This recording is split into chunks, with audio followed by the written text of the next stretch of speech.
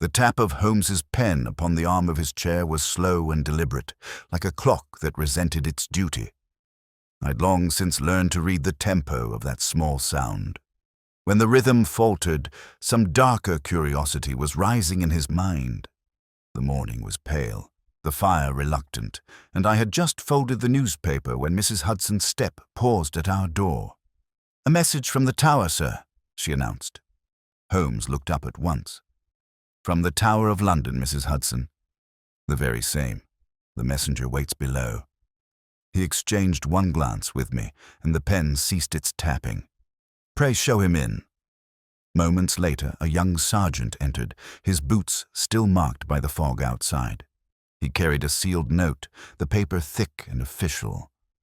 Holmes broke it open and scanned the contents with a narrowing of the eyes that told me he had already leapt 3 conclusions ahead. "The constable of the Tower requests our presence immediately," he said. "A matter of—" how did he phrase it? "Singular and inexplicable death within the ancient keep." I took my hat from its peg. "That sounds suitably in our line, Holmes." "Indeed. When a body is discovered within a fortress that has survived 1,000 sieges, the mystery must be worthy of its stones. Fetch your revolver, Watson. The letter specifies discretion." The sound of the pen, laid down upon the table, echoed faintly in the silence that followed. We crossed London beneath a sullen fog that clung to the river like breath on glass. The Tower loomed ahead, its grey battlements blurred into the mist. At the Watergate, we were met by an anxious officer whose salute trembled more from unease than cold. "This way, Mr. Holmes." "Dr. Watson, it's in the bloody Tower." The phrase might have been chosen for effect, yet the moment we entered the passage the air turned colder. The guard led us through a narrow stair and halted before a heavy door.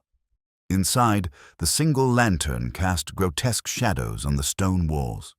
Upon the floor lay a man in civilian dress, sprawled near an open chest of medieval relics. His face was pale but peaceful, as though death had arrived not by violence but by argument. Holmes knelt, his fingers brushing the wrist. "Still warm within the last hour," he murmured. "Notice, Watson, the dust upon the floor has been disturbed only by 3 sets of prints, the victims, the guards, and this faint third pattern, heelless and narrow. A lady's, perhaps." I crouched beside him. "A lady inside the Tower at this hour?" "Impossible." "Nothing is impossible, my dear fellow, merely unrecorded." His eyes travelled upward to a shelf where an ancient dagger gleamed among the relics. "Observe that blade, freshly cleaned. Yet every other artifact here bears the film of centuries." The sergeant stammered behind us. "No weapon was found upon the body, sir." Holmes nodded absently. "Because it was replaced precisely where it belonged." A gesture both reverent and deceitful. He drew a small magnifying lens from his pocket and studied the victim's cuff. Thread of crimson silk, frayed at the edge. A woman's scarf torn in haste. There is your entry point, Watson. Passion in a place of ceremony. Outside, the muffled boom of the river guns marked noon, each report rolling through the corridors like a measured heartbeat. Holmes straightened, eyes distant. "We are standing," he said quietly, "in the intersection of history and guilt. Both leave traces, but only one bleeds." The sound of the pen resumed in my mind, that steady, rhythmic tap, as if he were already composing the deduction that would later astonish Scotland Yard. Then he turned sharply toward the guard. "You said the gates were locked since dawn?" "Yes, sir. No one in or out." "Then our assassin is not outside these walls, but within them still." He gave a thin smile. "Watson, I should be obliged if you would remain alert. The Tower has always held prisoners. Today, one of them is free." His words hung in the cold air, the echo fading into the stone as the sound of boots approached rapidly from the stairway below. The steps resolved into a figure, a lieutenant, breathless, eyes widened from the climb. He halted at the threshold, saluting with a clumsy urgency. "Mr. Holmes, sir, another matter. The constable requests your presence above. He says the crown jewels chamber has been disturbed. Holmes's gaze sharpened like a blade catching light. Disturbed? Only slightly, sir. The glass about the scepter case was found unlatched. Nothing appears stolen. Appears, Holmes repeated. A most treacherous verb, Lieutenant. He turned to me. Watson, mark the rhythm of deceit. It begins in whispers. The pen tap seemed to echo faintly again within my mind, that steady, mechanical heartbeat of deduction. Holmes rose without another word and motioned for the lantern to be carried ahead.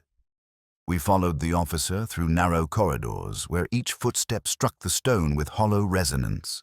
The jewel chamber gleamed even beneath the weak lantern glow, its treasures resting in solemn array, yet amid the order, something invisible strained against the air. Holmes advanced, his eyes moving like searchlights across the glass cases. Who first observed the unlatched pane? One of the night guards, sir. He swore he heard a click just before dawn. Holmes bent, examining the lock. The mechanism was picked, but gently, not forced. Whoever touched this knew locks intimately. A woman's hand could manage it with delicacy. A woman again? I asked quietly. He inclined his head. We are following a thread spun in silk, not rope. The lieutenant frowned. But, sir, nothing's gone. Precisely why it interests me. Holmes straightened, eyes fixed on the crown itself. When nothing is taken, something is left. Look here. The orb's pedestal has been shifted half an inch. And here, Watson, dust displaced only where one might have placed a folded letter. A message delivered, not a treasure stolen. The revelation carried a strange chill. To whom would one smuggle a message in the tower? To one who could never receive it openly, Holmes replied. Our victim below perhaps received such communication before death, or carried it. He turned abruptly. Back to the chamber of death. We must examine his pockets again. As we retraced our steps, the boom of the river guns rolled once more, like punctuation to a sentence only Holmes could read. He descended swiftly, coat flaring behind him, and knelt beside the corpse once more. Watson, the inside lining of the waistcoat? Use your penknife. I did as told, slicing carefully. Within the seam lay a scrap of parchment folded to a square no larger than a postage stamp. Upon it, in faded crimson ink, were 4 Latin words. Regina custodiat silentium. Let the Queen guard silence. Holmes studied the fragment as if the very fibers spoke. A curious invocation, and written, note you, in the same crimson dye as the thread from the scarf. Our lady visitor leaves both signature and warning. The lieutenant paled. Does this threaten Her Majesty, sir? Holmes smiled faintly. No, Lieutenant. It threatens those who think to manipulate her memory. This is not treason. It is retribution. I'd learned long ago that when Holmes's tone fell to that near whisper, revelation hovered near. He reached for the victim's right hand, studying the faint residue of powder along the thumb and forefinger. Not gunpowder, pigment. The man handled documents, seals, antiquities. A historian or archivist, not a thief. So he belonged here. Not officially. His name will not appear on the rolls. We shall find him listed instead among correspondents of the antiquarian societies. Holmes rose. This death is an act of concealment masquerading as tragedy. The pen tap rhythm returned. A slow, inward beat of calculation. He spoke without looking at me. Watson, observe how the scarf thread implies haste, yet the lock upon the glass shows patience. We are faced with 2 temperaments acting as one. A partnership, perhaps. Devotion and deception entwined. And the lady? She is the hand that trembled, not the mind that planned. Her passion marred the pattern. Were it not for her slip, this body might still lie undiscovered in some scholar's study rather than beneath the raven's shadow. The sergeant at the door shifted uneasily. Then what do we do, sir? We listen, Holmes said simply. Sound travels oddly through stone. Each tower has its own voice. He extinguished the lantern and motioned for silence. In the darkness, the low moan of the river wind mingled with the creak of timbers, but beneath it came another tone, a faint metallic tapping from somewhere. Above, slow and deliberate, as if mimicking his own habit. Holmes's whisper brushed the air. The tower itself answers, Watson. Someone still moves. He darted for the stair, silent as a shadow. I followed, heart thudding in rhythm with that distant tap. Up one level, then another, until the sound ceased before a narrow door barred with iron. Holmes gestured for my revolver. If you hear me speak sharply, open it. He knocked once, twice. The door opened inward a fraction. A woman's face appeared, pale as parchment, framed by a crimson scarf hastily retied. Madame, Holmes said gently, your presence here is as eloquent as a confession. Step into the light. She obeyed without protest, trembling. Her eyes flicked past him toward the stair where the guards waited below. He said he'd protect me, she whispered. He promised it would end without blood.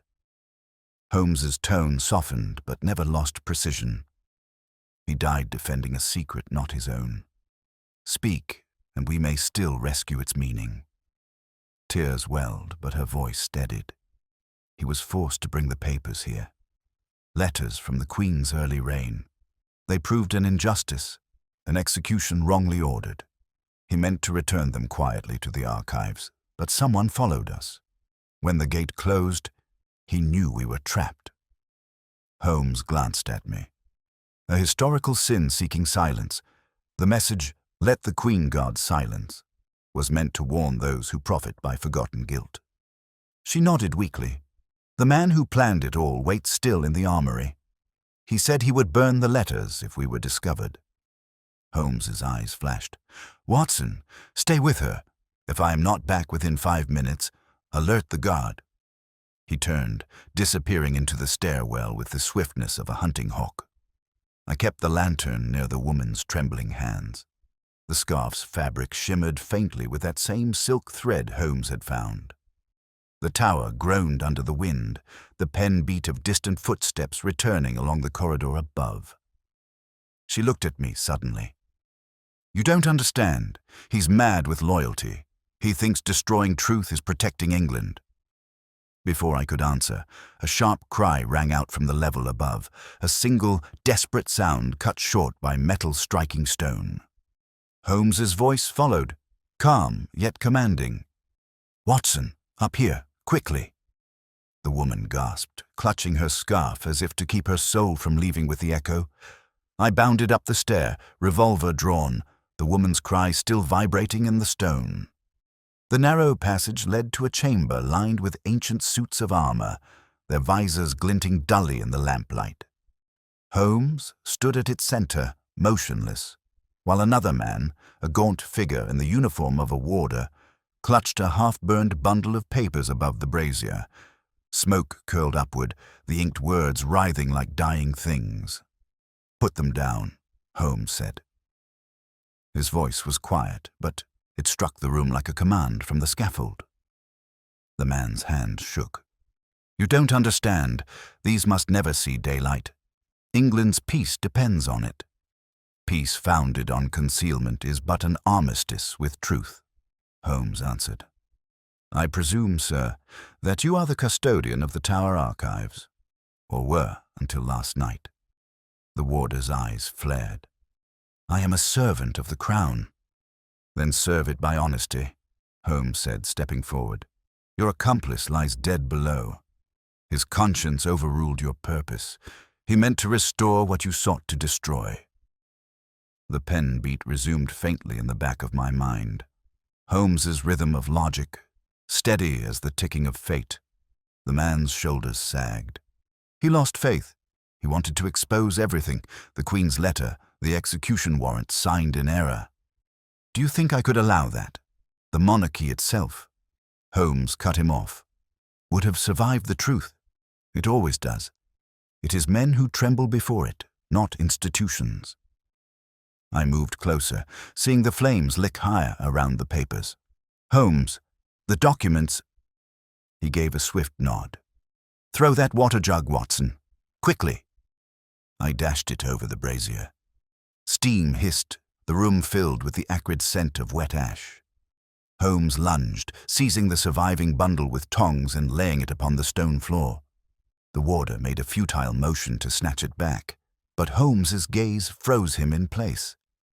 You are not the originator of this scheme, Holmes said. Your diction betrays obedience, not design. Who instructed you to erase this record? The man stared at the damp parchment, breathing hard. A letter came weeks ago, from the palace. It bore the crest. Forgery, Holmes murmured. Show me. I burned it. Convenient. Then perhaps you can describe the handwriting. The warder hesitated, eyes darting. A woman's, perhaps. Elegant, slanted. Holmes's brow furrowed. And signed? With an initial. A. Not the Queen's, then. His expression darkened.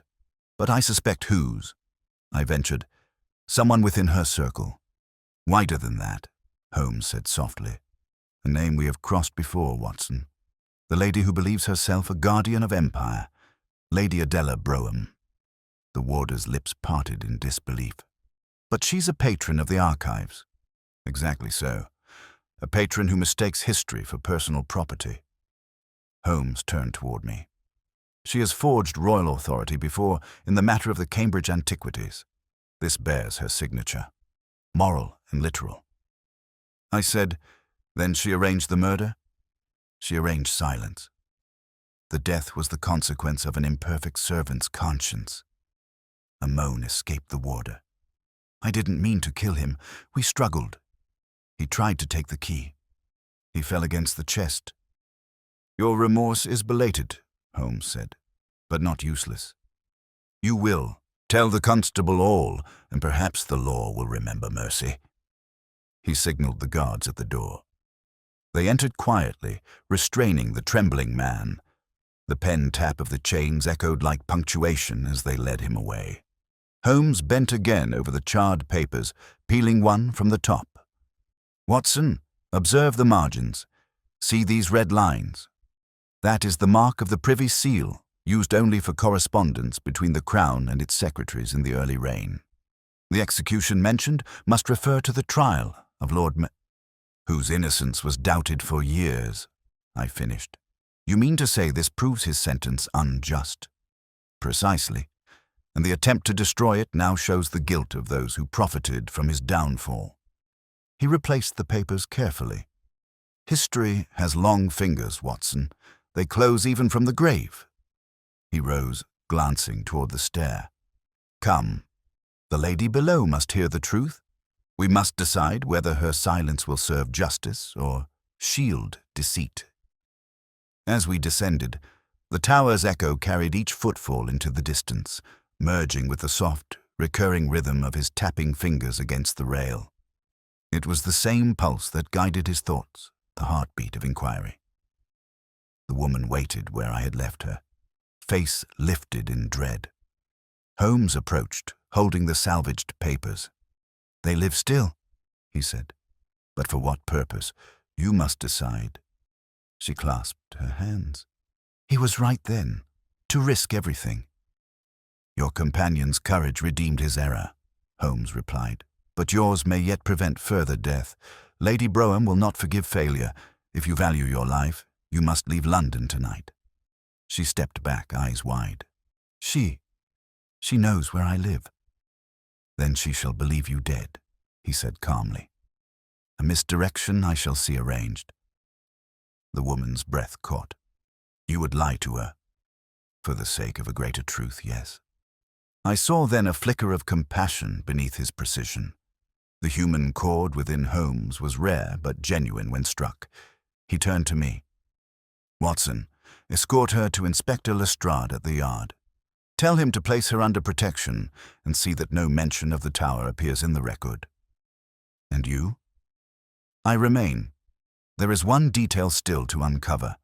the motive that binds Lady Brougham to this relic of guilt. The letter's wording may provide it, and I shall need solitude to think. I hesitated. Solitude within the tower seems a grim choice, Holmes. On the contrary, he said, faintly smiling. Its stones are excellent listeners. The woman grasped my arm. Please, will he be safe? As safe as a mind that never sleeps, I answered. Holmes inclined his head slightly, then turned away, pen once more in hand, tapping lightly against his palm as though to summon the next line of reasoning from the air. I led the woman through the echoing corridors, the guards, stepping aside at Holmes's quiet command. As we neared the outer gate, I looked back. He stood alone in the flickering lamplight, that solitary figure amid centuries of armor and ghosts, listening to the rhythm only he could hear. When we emerged into the chill courtyard, a raven's cry pierced the mist, a harsh, grating note that carried the same measure as his pen's beat, as if the tower itself had taken up the sound of thought. And in that echo, I felt the weight of something unfinished, an unseen watcher, perhaps, or a secret yet unburned. The raven's cry still echoed in the archway as the gate closed behind us. I turned to the sergeant on duty. Inform Inspector Lestrade at Scotland Yard that Dr. Watson is bringing a protected witness under orders from Mr. Sherlock Holmes. She is to be placed in secrecy until further instruction. The man saluted, and within minutes a cab was summoned from the outer court. The woman, Miss Claire Hollingworth, as she had at last given her name, looked back through the fog toward the looming tower. He shouldn't stay alone, she murmured. Holmes often courts danger for the sake of truth, I said. He trusts in reason to guard him better than any weapon. Yet as I helped her into the cab, a chill misgiving lingered. Holmes's instincts rarely failed him, but the adversary he now faced, an aristocrat versed in influence and deception, was no common criminal. I gave the driver the address of Scotland Yard and climbed in beside her. The wheels clattered over the stones. The sound matched that steady inner pulse of Holmes's pen tap, relentless, deliberate. Lestrade met us at the entrance, his expression sharpening as I handed him the sealed note Holmes had given me earlier. He read quickly, then whistled low.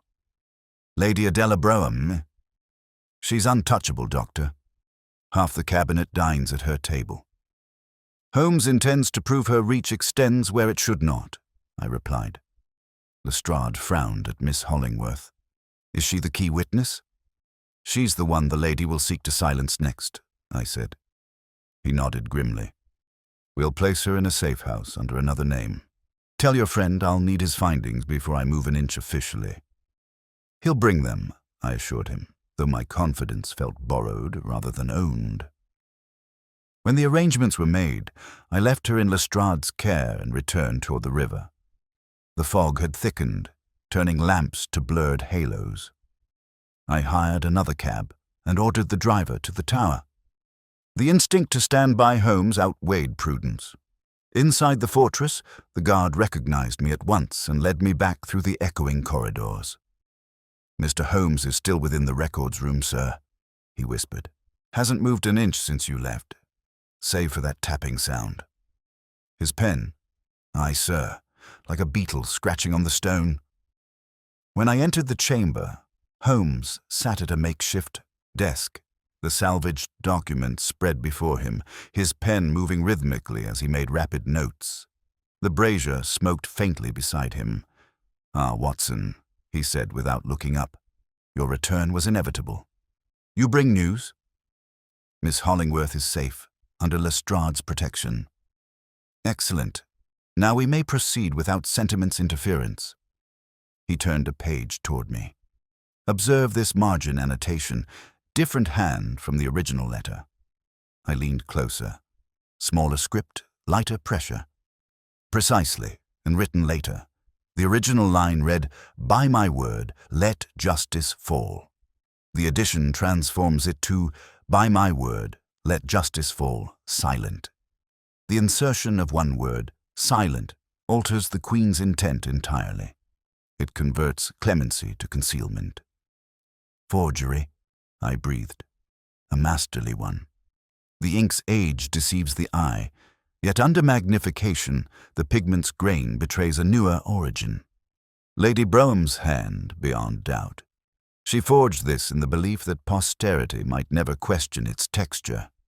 He laid the page down, the pen tap resuming softly against the tabletop. She meant to preserve her ancestor's reputation, Lord Brougham's counsel at that trial. But in doing so, she condemned another man's name to infamy. Such vanity disguised as loyalty. The moral chill in his tone struck deeper than any draught from the walls. "What now, Holmes?" He rose, gathering the documents into a case. "We confront her. Lestrade will hesitate without evidence, therefore we shall supply him evidence and witness together." I hesitated. Tonight? The sooner the better. Delay is the ally of power. He extinguished the brazier and handed me my coat. "Come, Watson. The game ascends from dungeon to drawing room."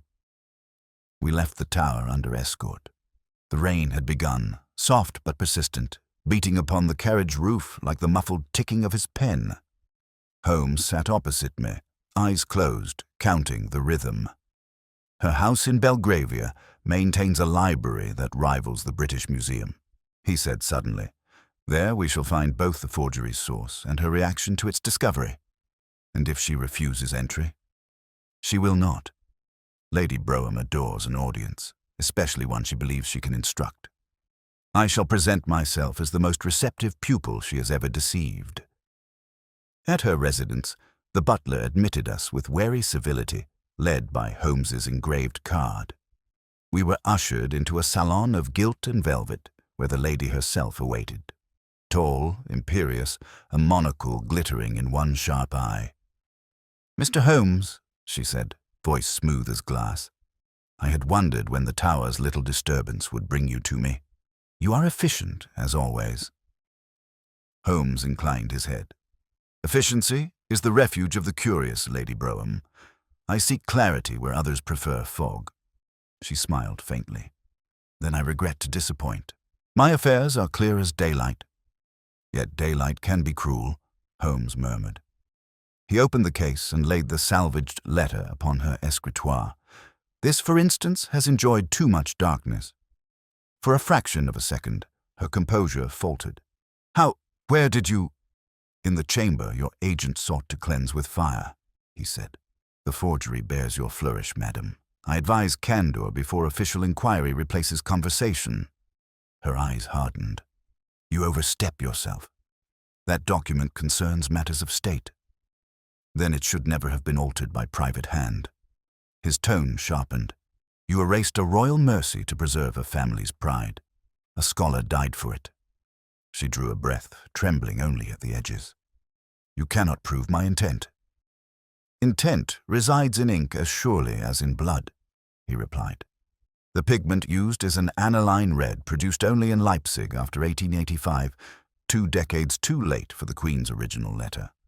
I need not prove intent when chemistry proves action." Her hand went to the desk drawer, not for a weapon, but for steadiness. "You would ruin a name that has served the realm for a century." "Truth requires no pedigree," Holmes said quietly. "It merely demands air." Silence followed, broken only by the faint ticking of the mantel clock, echoing his inner rhythm. Then she laughed, a brittle, crystalline sound. "You think you've won. But the world protects its myths, Mr. Holmes. When the truth is inconvenient, it is buried again, and so will you be." Holmes regarded her with calm disdain. "Then I shall make certain the burial leaves a monument." He gathered the papers, replaced them in the case, and turned toward the door. "Watson, I believe we have heard all we need. The Yard will be grateful for our transcription." As we stepped into the corridor, I glanced back. Lady Brougham stood rigid beside her desk, the pen she had seized tapping against the wood in precise imitation of Holmes's rhythm.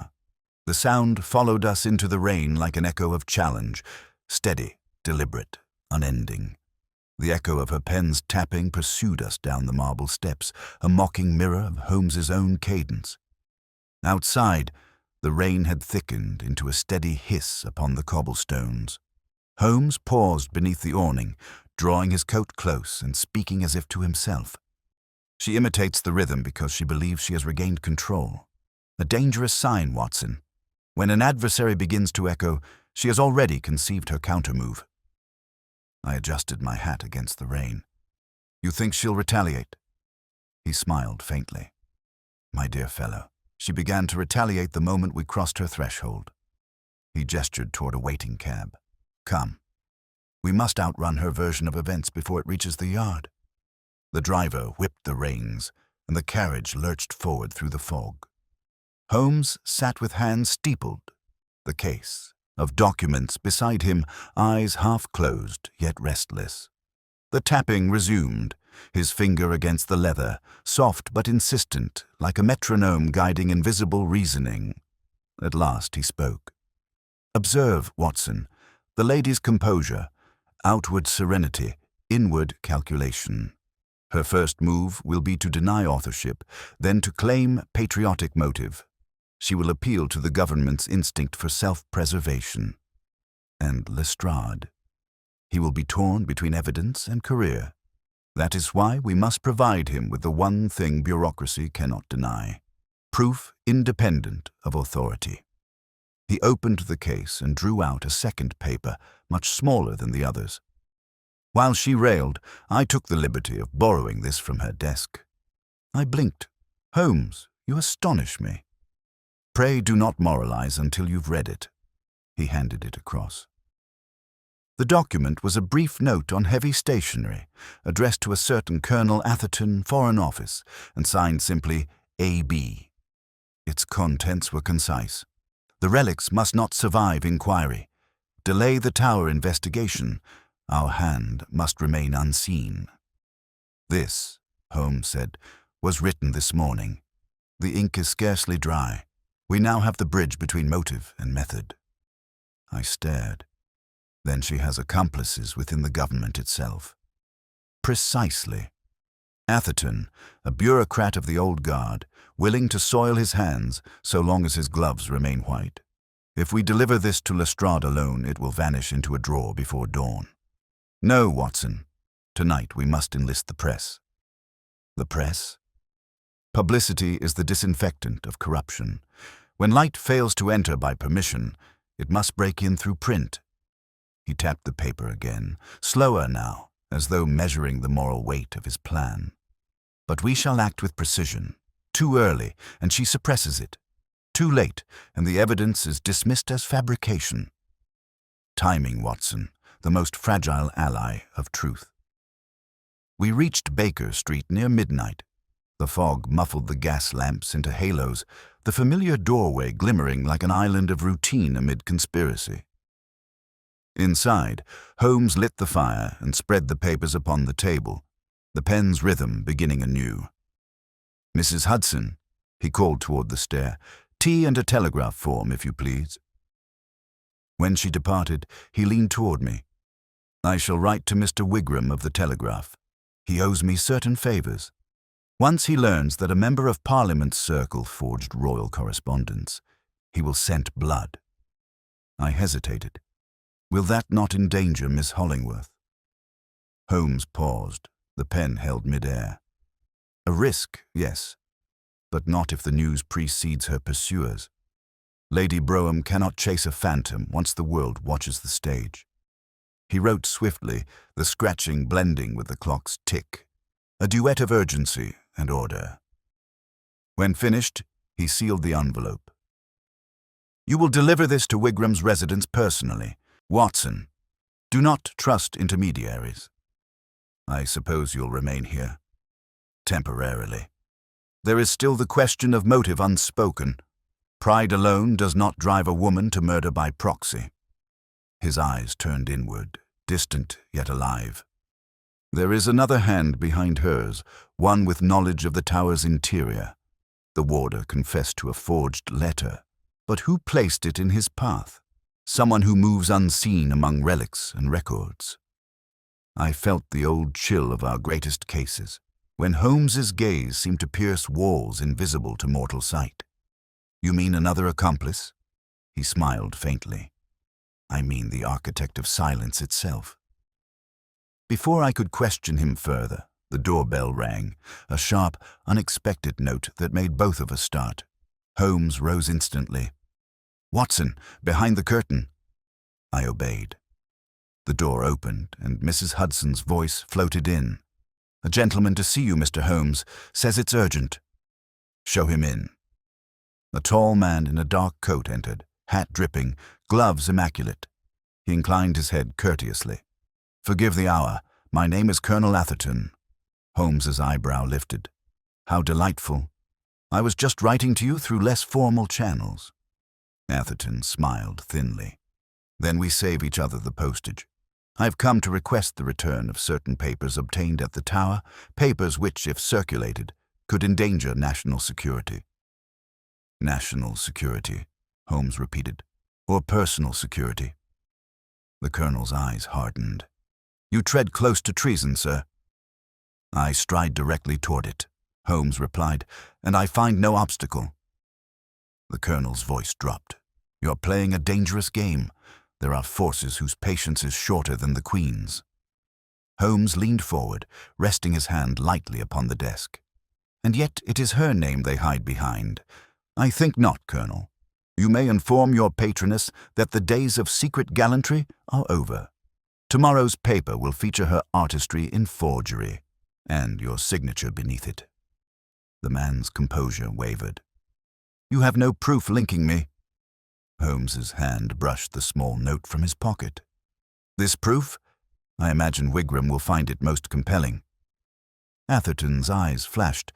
You won't live to deliver it. Holmes smiled coldly. Many have said so, yet here I remain.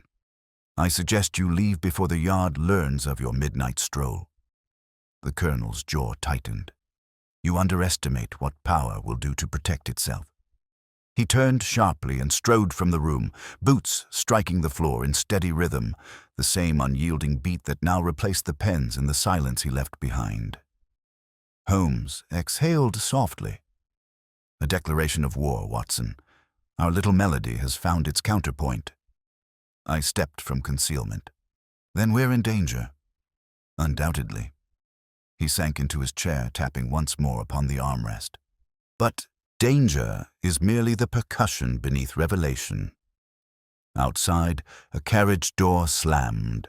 Wheels rolled away into the fog. Holmes's pen began to tap again, faster this time, urgent, prophetic, until a single knock at our door silenced it utterly. Holmes was already on his feet before the second knock fell. His voice, low and precise, cut through the tense silence. That will not be Atherton returning so soon. The rhythm is lighter, measured in hesitation, not defiance. He crossed to the door and opened it half an inch. Yes. A boy stood there, cap in hand, soaked from the rain. Telegram for Mr. Holmes, sir. Marked immediate. Holmes took it, flipped the coin into the boy's palm, and closed the door before the lad could blink. He slit the envelope, scanned its contents, and handed it to me without a word. The message was unsigned, written in hurried capitals. Safe house breached. Woman missing. Lestrade in pursuit. I felt the blood drain from my face. Good God, Holmes, Miss Hollingworth. He nodded once. As I predicted, the lady countered in the only way left, through removal of the witness. His fingers began their familiar tapping on the table's edge. Faster now, like a clock wound beyond its comfort. They will move her not to harm, but to silence. Dead witnesses create noise. Lost ones create doubt. What do we do? He was already at the coat rack. We intercept the silence before it spreads. Watson, fetch your revolver and the case of documents. Within minutes, we were in the cab again, the horses splashing through the rain-slicked streets. Holmes leaned forward, every muscle taut. Lestrade will chase tracks that lead nowhere. We, on the other hand, shall follow motive. Lady Brougham will not risk keeping the girl near her own estate. She will hide her where influence and discretion coexist, within the Foreign Office's private lodgings under Atherton's hand. I stared at him. The government's own quarters? Exactly. A fortress masquerading as civility. It is the perfect cage. The sound of the wheels merged with that inner rhythm, a mechanical heartbeat echoing his thought.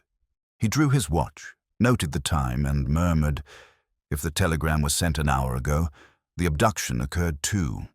That gives them 1 hour's lead at most." We reached Whitehall in less than 15 minutes. Holmes dismissed the cab and motioned me toward the side entrance of an imposing building. "This way, through the registry wing. I've observed its guard rotation on many an idle morning." He produced a small key, oddly shaped. "Borrowed from the tower, locks of old institutions often share ancestry." The door yielded with a soft click. We slipped inside, our steps muted by thick carpet. Beyond the corridor, a faint light glowed under a door marked Private Archive. Restricted access. Holmes's eyes glimmered. Our quarry keeps her secrets amid parchment, as always. He turned, the handle silently, and we entered. The room was lined with cabinets. At the center stood a desk, and upon it lay the unmistakable silhouette of a revolver. Behind the desk, a man rose slowly from a chair, Colonel Atherton. "Gentlemen," he said, voice ironed smooth, "you make a habit of trespass." Holmes's tone was cool. "And you, Colonel, make a profession of perjury. Where is Miss Hollingworth?" Atherton smiled without warmth. "On her way to the continent. A misunderstanding will place her aboard a steamer to Calais by dawn.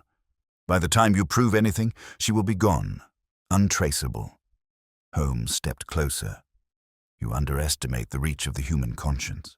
Someone must have helped you move her." "The yard is riddled with loyalty to the crown," Atherton replied. "You cannot fight patriotism with logic." Holmes's eyes narrowed. "No, but I can expose its corruption with arithmetic." He drew from his pocket the note the colonel had signed earlier. "Observe the indentation of your pen. The same hand wrote the guard orders for the Foreign Office courier service. Your patriotism travels by carriage at midnight, one of which, incidentally, is being watched this very moment by Lestrade's men." The colonel's mask cracked. "You lie." "On the contrary," Holmes said quietly, "I orchestrated it. My telegram to Lestrade was sent 30 minutes before yours arrived. He is no longer in pursuit of shadows, but stationed where your courier must pass. Every game, Colonel, ends where it began." Atherton's hand hovered near the revolver. "Even if you're right, you can't stop me from reporting this intrusion. The law is not on your side." Holmes gave a faint smile. "I find the law is most accommodating when truth arrives before it." He flicked his gaze toward the window. "Watson, do you hear that?" Outside, the faint clatter of hooves and the call of a policeman cut through the rain. The colonel froze, realization dawning. "You've—" "Yes," Holmes said. "Your courier has been detained, and Miss Hollingworth is even now being escorted back under police guard. You are finished, Colonel." Atherton's expression twisted from fury to despair. "You think you've saved England? You've doomed it. There are things the public must never know." Holmes's voice was calm, implacable. "The public already knows, Colonel. They simply wait for someone to name the lie aloud." The colonel lunged for the revolver. I fired first, not to kill, but the bullet struck the wood an inch from his wrist. The weapon clattered harmlessly away. He collapsed into the chair, breathing hard. Holmes bent, retrieved the revolver, and set it aside. "A poor choice of rhythm, Colonel. Violence is the last refuge of the man who has run out of arguments." From the hall came the sound of approaching footsteps, steady, disciplined, official. Lestrade entered, water dripping from his hat. "We've got her, Holmes. She's shaken but safe. And this one—" He nodded at Atherton. "We'll take as well, though I don't fancy explaining half of it to my superiors." "You need only state," Holmes said, that loyalty is safest when it kneels before truth, not power. Lestrade gave a dry chuckle. I'll word it gentler, but the meaning will stand. As the inspector's men led the colonel away, the rhythmic sound of boots on stone faded into the rain. Holmes watched silently, fingers motionless at last. Then he turned to me. The heart of this matter beats slower now, Watson, but the final pulse is not yet spent. Lady Brougham remains free, and power untarnished is power unrepentant. I asked quietly, "Will you pursue her?" He gazed toward the darkened window. When the night itself listens, one does not need to chase the echo. It comes back of its own accord. He drew his pen from his pocket and tapped it once. Sharp, decisive. The sound rang through the chamber, and in its stillness I sensed that the game, though won in form, was far from over. Holmes's pen still lay upon the desk where he had struck it, its metallic body glinting faintly under the lamplight. He did not move for a moment, as though listening for an echo that refused to return. Then, with sudden precision, he lifted it and slipped it into his breast pocket. "Watson," he said quietly, "we are near the end, but not the resolution. Atherton was merely the hand. Lady Brougham remains the will. Her pride will not tolerate exposure without retaliation." I leaned against the table, still feeling the tension of the last hour. "You think she'll attempt escape?" He shook his head. "Flight is for the guilty poor. She will fight from her drawing room. Expect denial, scandal, perhaps even an accusation against ourselves. When the fortress trembles, it throws stones at its besiegers." Lestrade was giving instructions to his men in the corridor. Holmes waited until the footsteps faded, then turned to me with that deliberate rhythm of tone that always preceded revelation. "The game now shifts from evidence to influence. The documents will convict, but only if they reach open court unaltered. And Lady Brougham's reach within the ministry could still extinguish them." I frowned. "But they're in police custody now." "Custody," he murmured, "is not the same as security. There are keys within keys, Watson. We must hold an unassailable copy." He unlocked the case once more, drew out the letter of forgery, and laid a clean sheet beside it. "I will make a facsimile in my own hand. Ink fades, but style endures. The trained eye knows the author's rhythm, even in reproduction." The steady scratch of his pen filled the room, that sound I had come to associate with the boundary between discovery and danger. I watched as he mirrored every curl and mark of the forged edition. The single damning word, silent. "There," he said, capping the pen. "Even if the original vanishes before dawn, truth will have a twin." Before I could reply, a knock sounded at the outer door, measured, polite, and unmistakably feminine. Holmes's eyes lifted. "You recognize the cadence?" I hesitated. "Lady Brougham?" "The same," he said. "She could not resist a counterattack." He gestured for silence and motioned me to remain seated as he opened the door. The lady swept in unannounced, her gown glistening from the rain, her expression composed to the point of insolence. "Mr. Holmes," she said, "you have meddled far beyond your remit. Colonel Atherton's arrest has caused a tremor that will shake Parliament. You will release all documents concerning this matter at once." Holmes closed the door softly behind her. "And if I decline?" She smiled. "Then you will find yourself tried for theft of Crown property and conspiracy to undermine national faith." "Faith," Holmes repeated mildly, "is a currency best spent on the deserving." Her gaze sharpened. "You presume moral authority in a world governed by necessity. Do you think the nation survives by airing its every imperfection?" "I think it survives," he said evenly, "by not pretending perfection where decay resides. Your ancestors' injustice does not threaten England, Lady Brougham. Your deceit does." She advanced a step, gloved hand tightening around her parasol like a rapier. "You speak of deceit while holding stolen papers. Return them, and this unpleasantness may yet be contained."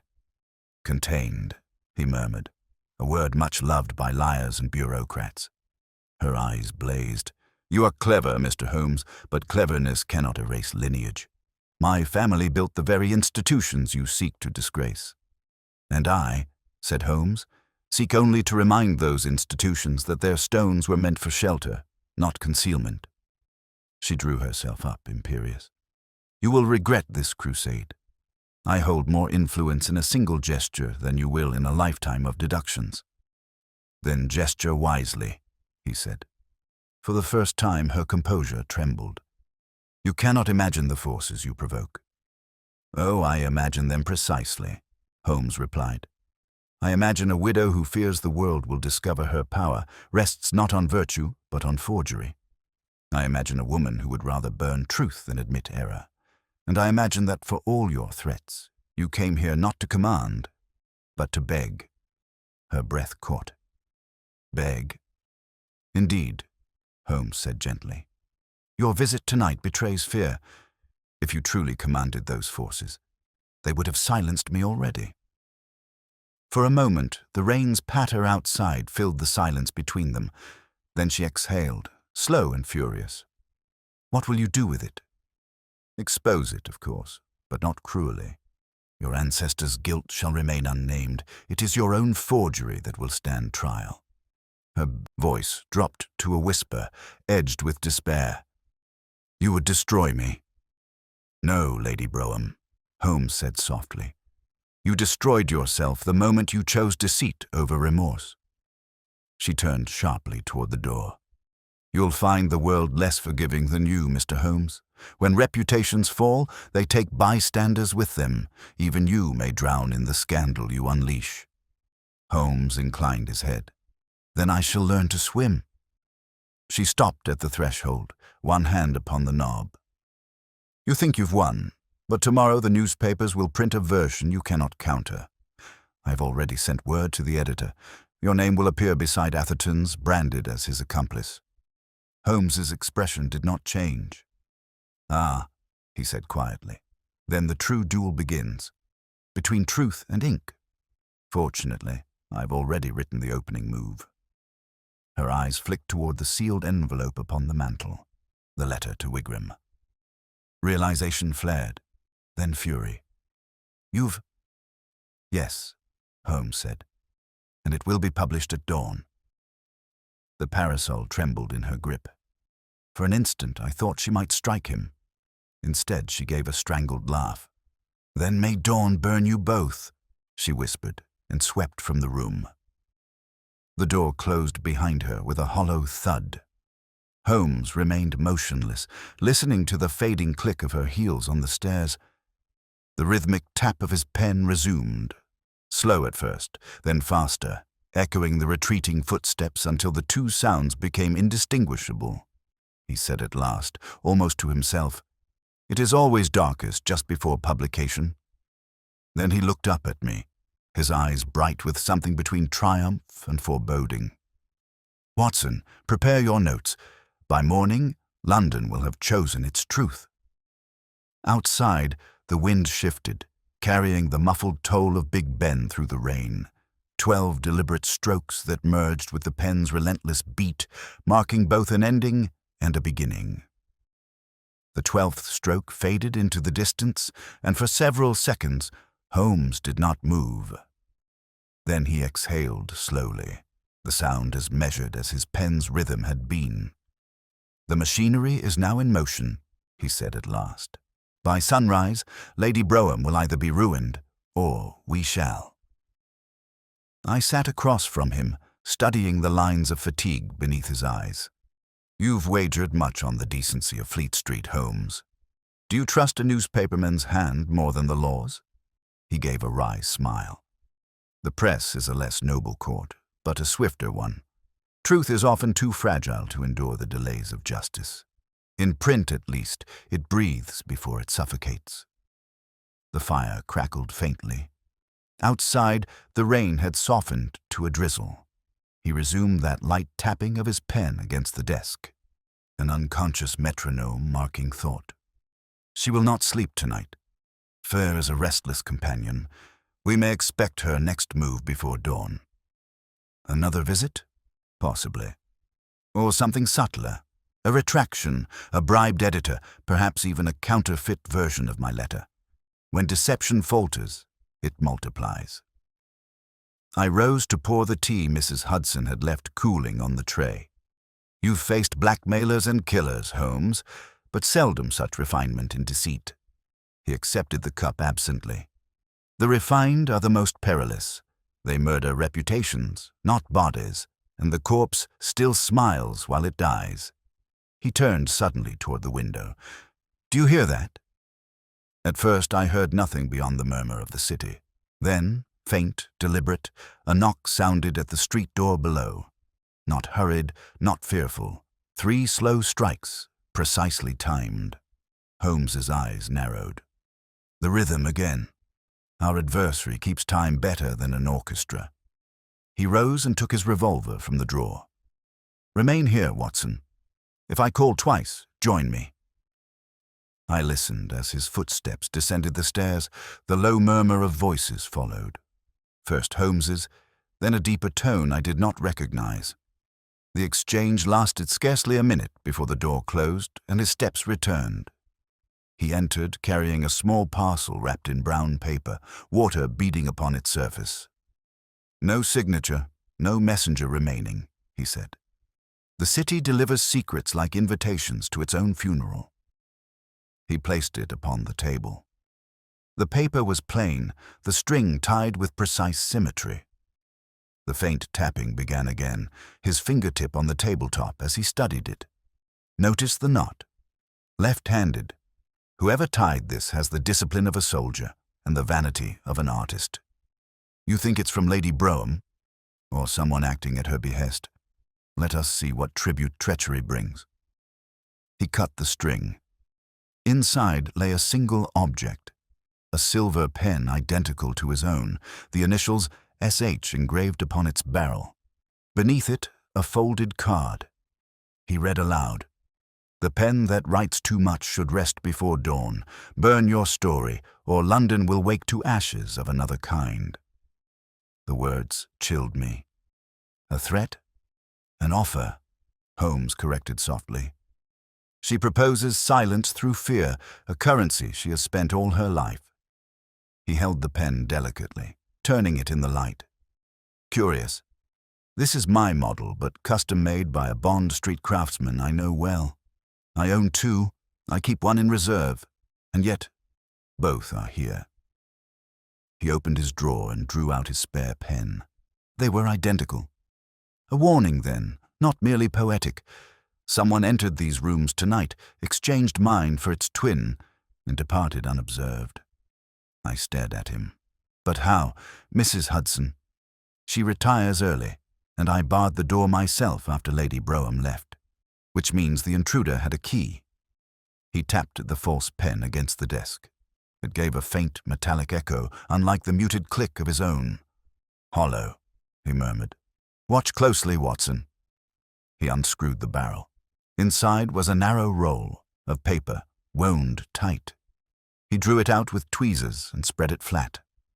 Across the strip, in cramped handwriting, ran a list of names, half legible, half smeared, but one leapt immediately to the eye. Lestrade. I felt a stab of alarm. They mean to implicate him. Worse, Holmes said. They have already corrupted his rank. This list represents those within the yard who may be persuaded to discredit us, should the story reach print, a safety net of slander. He began pacing, pen in hand, the tapping resuming with renewed intensity. She anticipated exposure, built a web of allies, and now sets them loose. By morning, the official account will name Atherton and myself as collaborators in espionage. The press will receive 2 tales, and must choose which melody to play. I said quietly. Then your proof must reach the editor first. Exactly. But we can no longer trust the courier. Wigram's office will be watched. Only one course remains. He looked up, eyes alight. We deliver it ourselves. At this hour. The press is run at dawn. Miss the first edition, and truth sleeps another day. Every hour favors deceit. He gathered the documents, sealing them anew. Watson, you will accompany me. 2 witnesses halve the risk of disappearance. We left the house moments later, the street glistening under gaslight. Holmes's stride was swift, each step measured to that invisible metronome. "Observe, Watson," he murmured, "how the city breathes when it sleeps. Each window a closed eye dreaming of ignorance. We must wake it before the dream turns permanent." The press offices lay near Fleet Street, their windows bright with the pulse of industry. As we approached, a carriage drew up from the opposite direction. 2 men alighted, both in plain clothes, moving with official certainty. Holmes stopped short. "Lestrade's men," I whispered. "No," Holmes said grimly. "Her men, wearing the Yard's confidence like a borrowed uniform." He motioned me into the shadow of a doorway. "They intend to intercept the package before I hand it over." "Then what?" He pressed the documents into my hand. "You take the front entrance, ask for Mr. Wigram, and deliver these. I'll divert their attention." "Holmes." "No debate. The melody divides here. Go." I obeyed, slipping into the side alley while he stepped deliberately into the street, his pen still in hand, tapping against the walking stick as he moved toward the approaching men. The faint, measured beat echoed down the wet pavement like the ticking of a clock about to strike.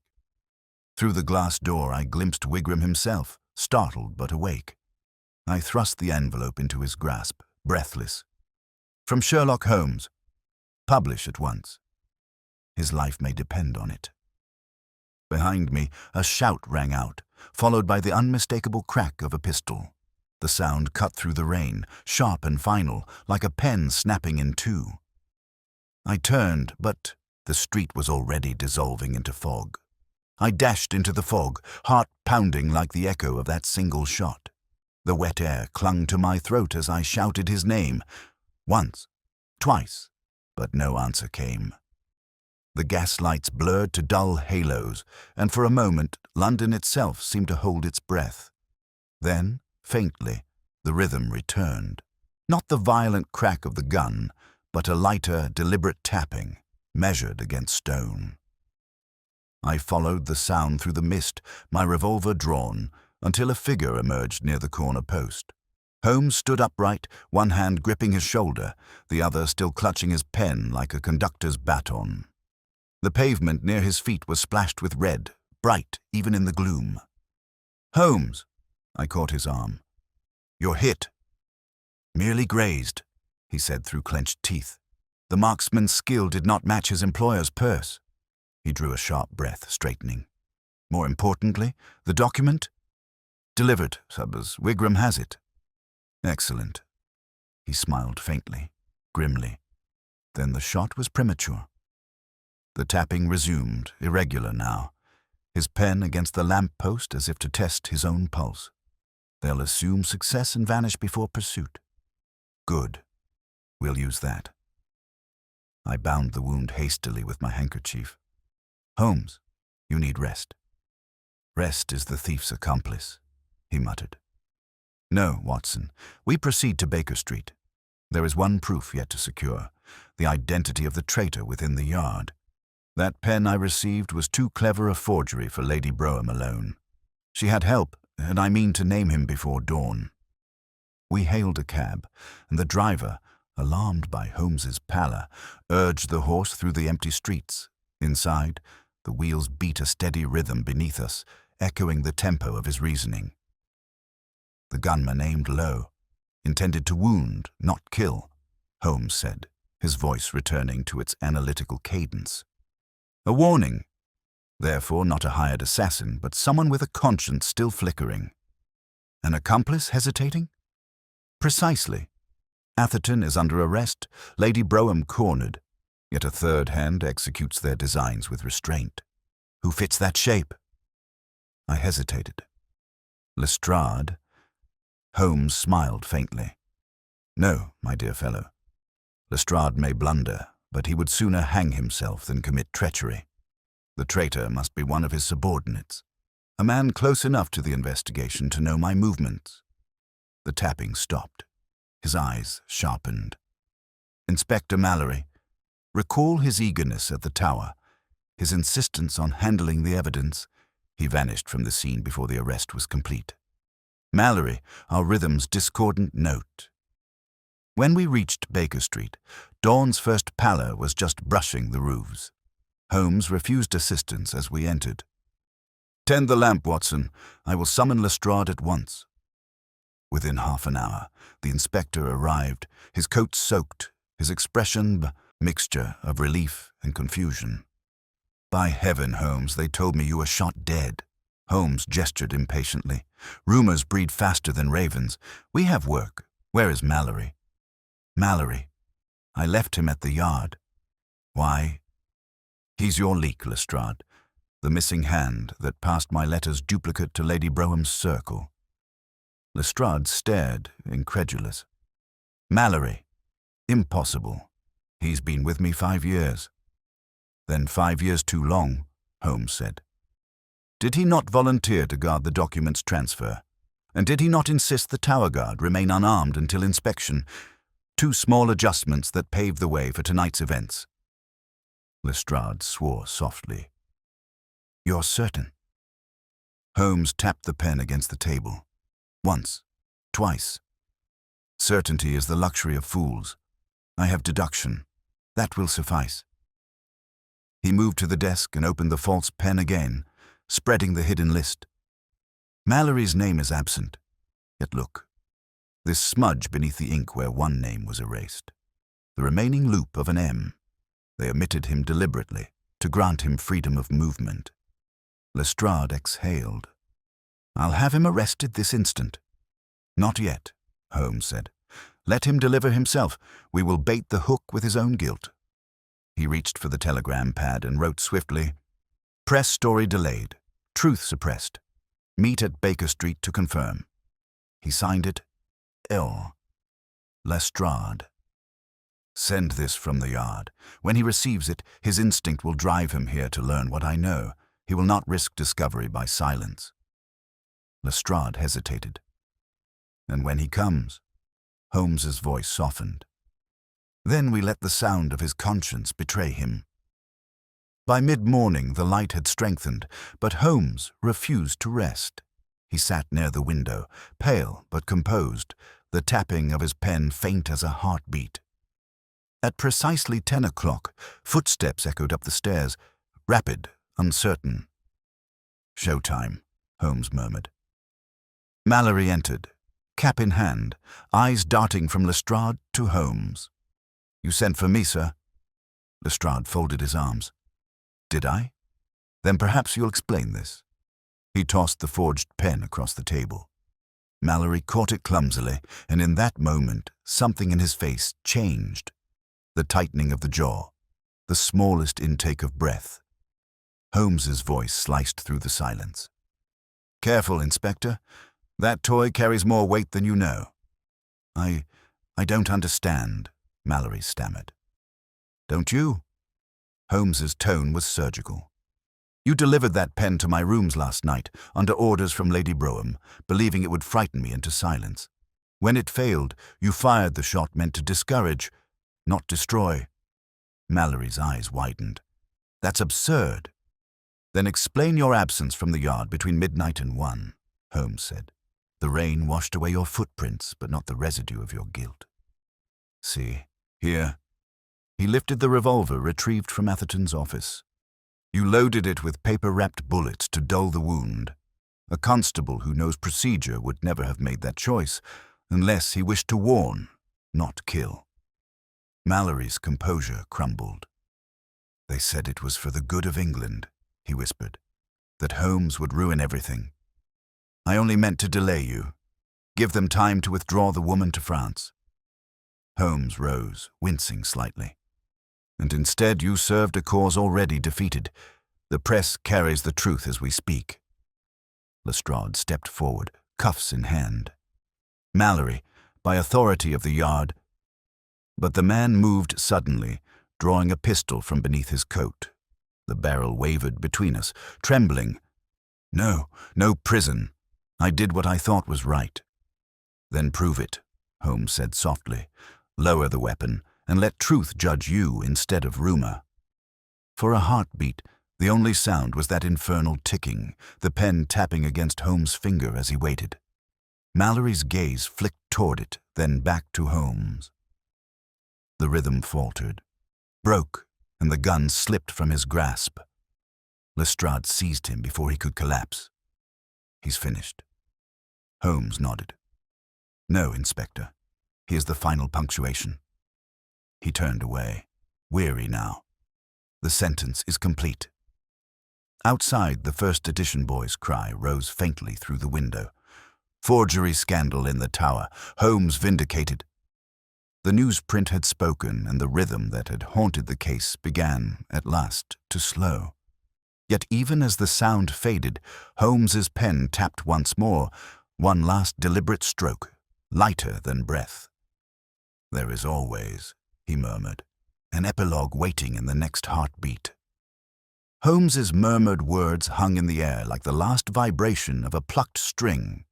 He sat motionless, eyes half closed, listening to the boy's cry fading down Baker Street. The case might have ended for the city, but I knew that for him, endings were never so simple. "Holmes," I said softly, "you've won. The truth is out, the guilty exposed. Yet you look as though the battle still rages." He opened his eyes, their clarity sharp even through exhaustion. "Because, my dear Watson, victory in print is not the same as peace in principle. The story has reached the public, but Lady Brougham still breathes, and with influence enough to poison what remains of the truth." Lestrade, who had lingered by the door, frowned. "She's finished, Holmes. Parliament won't shield her now." Holmes's tone was almost wistful. "Shielding is not her concern, Inspector. Retaliation is. She will strike not through politics, but through reputation. Expect rumors of forgery within my report by tomorrow's evening papers." I protested. Surely no one could believe such folly after all this evidence. "People," Holmes said, tapping his pen once against the desk, "believe what absolves them of thinking." Lestrade shook his head. "If she spreads more lies, I'll have her in custody for obstruction." Holmes smiled faintly. "You'll need more than warrants to cage vanity, Lestrade. But do not fret. I have no intention of playing defense." He rose, pacing slowly. "Lady Brougham's pride has one weakness. She cannot bear silence. She will attempt to reclaim the narrative, to address the accusations publicly. That is when we shall act." Lestrade looked doubtful. "Act how?" Holmes's gaze sharpened. "By letting her speak herself into ruin." The inspector left soon after, escorting the subdued Mallory. Holmes returned to his chair, fingers drumming their familiar rhythm on the table. "Watson," he said at length, "fetch my violin." I complied, surprised. "You mean to play?" "I mean to think," he corrected. "Music, like logic, orders the chaos. Tonight, both must serve." He began softly, a low minor phrase that blended with the rain outside. The bow moved with deliberate measure, echoing the cadence of his pen, one tone for every deduction forming behind those half-closed eyes. After several minutes, he set the violin down and spoke without looking at me. "Do you recall the opening line of that forged letter? 'By my word, let justice fall silent.' A peculiar construction, too theatrical for bureaucratic speech.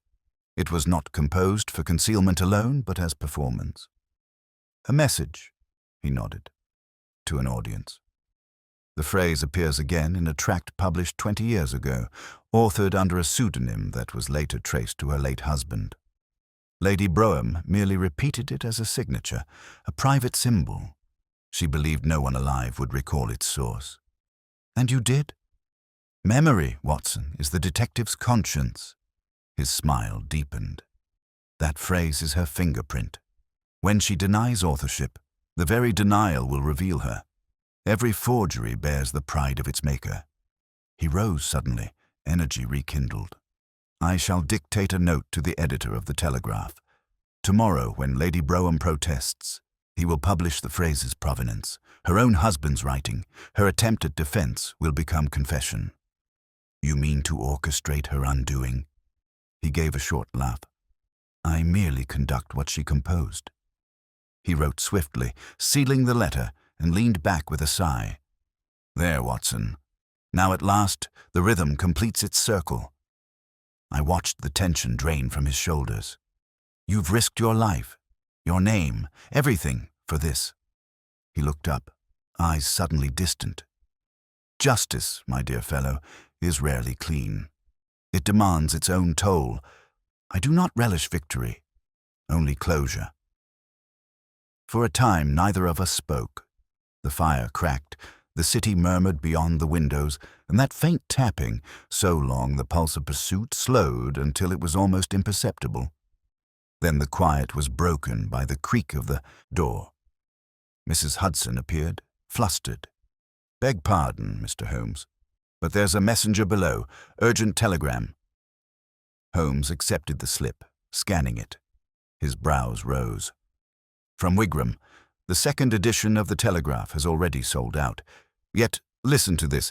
He reports that an anonymous correspondent has submitted a full confession, signed a lady of rank, retracting the forgery and naming Colonel Atherton as the instigator. I stared. Lady Brougham? Who else? Holmes murmured. When pride can no longer deny, it must dramatize surrender. She ends as she began, with theatre. He folded the telegram carefully. Her confession will spare her prison but condemn her legacy. She will retreat from London within the week. I sank back in relief. Then it is truly over. Holmes regarded the hearth, the faint firelight catching the edge of his pen. Over. No, Watson, merely resolved. There is a distinction. Truth is seldom final. It echoes. He tapped the pen once more. Slower now, softer. Tonight it echoes through these walls and the stones of the tower alike. Perhaps that is justice's only true form. A sound that lingers. He glanced toward the window where dawn's first light was breaking through the fog. You may rest easy, my friend. For once, the city wakes freer than it slept. I smiled. And you, Holmes? I shall rest when the silence no longer asks questions. The clock struck 7, each chime folding into the fading rain. Holmes lifted the pen, set it beside the violin, and said with quiet finality, "The melody is complete." But as the last note of the chime dissolved into the morning air, a soft rap came at the door. 3 measured taps, too precise to belong to chance. Holmes's head tilted slightly. "Ah," he murmured, "and yet the rhythm continues." Holmes's words had scarcely left his lips when the 3 precise knocks sounded again, neither urgent nor hesitant, but deliberate, like punctuation to his own reflection. He exchanged a glance with me, one brow arching in quiet amusement. "You see, Watson," he murmured, "truth keeps its own schedule." He rose, motioning me to remain seated, and crossed to the door. When he opened it, a uniformed messenger stood in the threshold, rain still glistening on his cap. "Letter for Mr. Sherlock Holmes," the man said, his tone oddly subdued. Holmes accepted the envelope, weighed it for a moment, then turned it in his hand. "Delivered by whose order?" "None, sir. The gentleman insisted only that it reach you before 8. "Gentleman?" "Yes, sir. Tall, pale, and dressed in mourning. He vanished into a carriage before I could ask his name." Holmes's eyes narrowed fractionally. "Vanished, did he?" The rhythm repeats. He tipped the messenger, closed the door, and broke the seal. Inside lay a single folded sheet and a familiar object, a pen identical to his own, yet scorched near the nibbers, though rescued from fire. He read silently. I watched the color shift in his face. Not alarm, but the rare expression of something almost like pity. Finally, he handed me the paper. The handwriting, unmistakably feminine, flowed across the page. "Mr. Holmes, truth requires its own sacrifice. You sought to expose deceit. I have done so. But my name cannot live where my honor has perished. When you read this, I shall already have left England. Tell Dr. Watson that conscience, though delayed, is not dead. A.B. I lowered the note slowly. Then she has fled.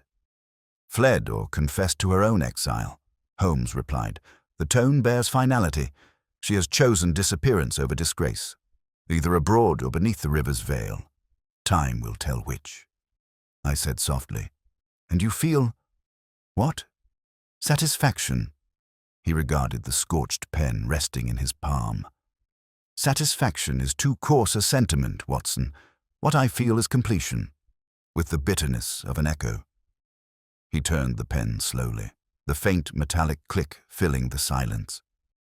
This was the first instrument of the case, and the last. The rhythm ends where it began. I ventured, you pitied her then. Pity is the only luxury intellect can afford when justice has done its part, he said quietly. She lied for legacy, not gain. It is a subtler sin, and therefore the harder to forgive. Yet I suspect that somewhere within that final gesture lies her redemption. The confession she feared became her only truth. We stood a while in silence. The morning light crept higher, striking the polished wood of the desk, glinting off the twin pens, one whole, one burned. The sound of carriages returned faintly from the street below, the world resuming its indifferent rhythm. Holmes turned toward the window, his silhouette sharp against the pallid dawn. There is a pattern to human frailty, Watson, one I cannot cure but only chart. For every deceit exposed, there lies another, half-born, waiting for courage or despair to bring it forth. I sometimes wonder if the pursuit of truth is merely the art of losing illusions gracefully. You speak as though weary of your own calling, I said. Not weary, aware, he answered. Awareness is the toll exacted for clarity. Every revelation diminishes mystery, and mystery, my friend, is what keeps the world alive. He placed the scorched pen upon the mantel beside the violin. The two objects lay side by side, tools of precision and of beauty, instruments of deduction and of harmony. One writes, he murmured, the other listens. Between them lies all that I am. For a long moment he studied the flame that still trembled faintly on the hearth. Then he spoke again, more softly, as though to himself. The tower's stones will forget as stones always do, but the rhythm that began there will continue elsewhere, within minds that dare to question what others choose to remember. That is victory enough. He reached for the violin and drew the bow across the strings, one pure note that hung in the air like breath before speech. It quivered, resonant, fading gradually into silence. I watched him, struck anew by that strange union of logic and soul that defined him, a man who could dissect deceit with a surgeon's coldness, yet still mourn the humanity it consumed. When the last vibration ceased, he lowered the violin and looked toward me with that faint, ironic smile. Watson, he said, kindly note in your account that this affair has restored neither my faith in institutions nor my disbelief in mankind. Both remain intact. I laughed despite myself. Then we are as we began. Indeed, he said, but perhaps a shade wiser, or at least more rhythmically aware. He tapped the unburned pen once upon the desk. Click. The sound was clear, deliberate, final. And now, my friend, let us have breakfast. The city insists on surviving us both. As he moved toward the inner room, the faint echo of that tap lingered in the air, less command now than punctuation. Outside, the bells of St. Mary-le-Bow began to toll the hour, their measured cadence mingling with the last whisper of the violin's tone until both merged into one continuous sound. The quiet heartbeat of London itself, steady and unending. It was, I thought, the truest rhythm of all.